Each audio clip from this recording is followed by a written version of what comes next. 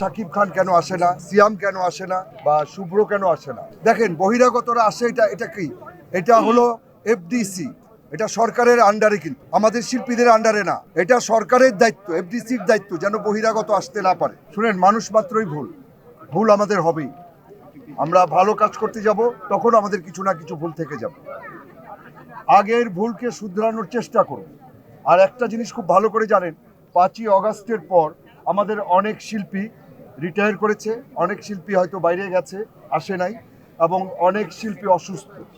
আপনারা একটা প্রশ্ন করেছিলেন যে যেমন শাকিব খান কেন আসে না, বা সিয়াম কেন আসে না, বা শুভ্র কেন আসে না। একটা মানুষ যখন কাজে ব্যস্ত থাকে, সে কিন্তু সবসময় আসতে পারে না। ইলেকশনের যেদিন ভোট হবে, সেই দিন তারা আসে কিনা সে তখন দেখবেন আপনারা। কারণ আমাদের কাজ কিন্তু প্রতিদিন আসা না। যারা ইলেকশনে দাঁড়াবে তারাই প্রতিদিন আসবে, এসে ভোট চাবে এবং ফোনে ভোট চাবে। কিন্তু যারা দাঁড়ায় নেই, তারা কি প্রতিদিন আসবে এখানে? আমার তো মনে হয় না। দেখেন, বহিরাগতরা আসে, এটা কি?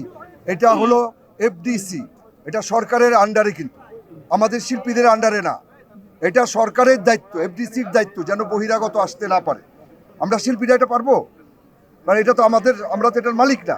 আমরা এখানে শুটিং করি, জাস্ট আমাদের একটা সমিতি আছে, এটা সরকারের দায়িত্ব, এফডিসি এটা দেখবে।